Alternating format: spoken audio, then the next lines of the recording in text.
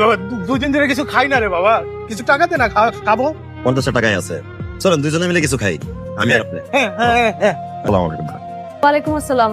আপনাকে পরশু আমার কলেজের সামনে দেখেছিলাম না? আপনি পড়াশোনা করেন নাকি? জি ম্যাডাম, কোন সাবজেক্ট? বাংলা কলেজের রাষ্ট্রবিজ্ঞানে মাস্টার্স। যেখানে দেখেছিলাম আমি ওই কলেজের শিক্ষার্থী, বাংলা দিকটা বর্ষের ছাত্র। ম্যাডাম তাহলে তো খুবই ভালো।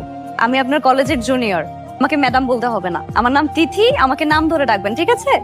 ওই শোন, বজবুর কাছে তোর লাগে কিছু টাকা পাঠাইয়া দিছে।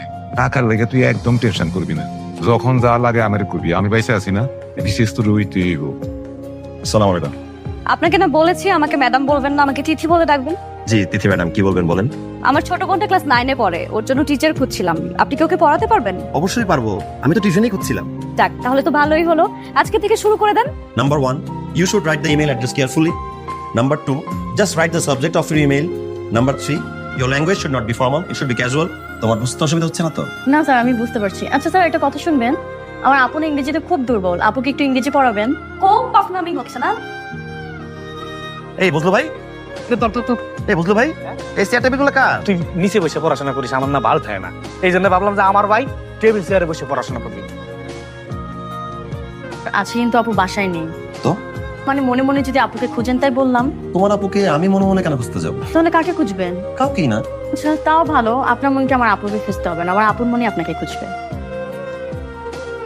এখন আমি আপনাকে একটা শার্ট গিফট করবো। আপনি আমাকে গিফট দিতে যাচ্ছেন, কিন্তু আমি তো আপনাকে গিফট দিতে পারবো না। আমার তো কোনো গিফটের প্রয়োজনই নেই। আপনি ভাইভাতে চান্স পেলে আমার সব থেকে ভালো গিফটটা পাওয়া হয়ে যাবে। তাকে আর পড়াতে আসতে হবে না। কেন, কি হয়েছে? এই প্রশ্নের উত্তর তো আমি তোকে দেবো না।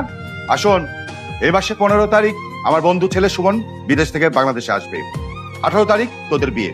আমার কথার আবদ্ধ হলে তুই তোর বাবাকে হারাবি। আজকে তো তোর চাকরিও নাই, টিউশনই নাই, এই বাসাও থাকতে পারবি না। কিন্তু বুঝলো ভাই, আমার অপরাধটা কি? দারোয়ান, তোর বাপ এখনো মানুষের জমি নিয়ে বরকা চাষ করে। এই বিল্ডিং এর ফ্ল্যাটের মালিকের মেয়ের সাথে যাও তুমি শপিং করবেন না? আজকের পরে আপনার সাথে আমার আর দেখা হবে না। 18 তারিখ আমার বিয়ে। আপনার বিজনেস এর ভাইবার রেজাল্টটা দিলে। আচ্ছা, আমার জানার দরকার নাই, আপনার জন্য একটু রান্না করে নিয়ে আসছি।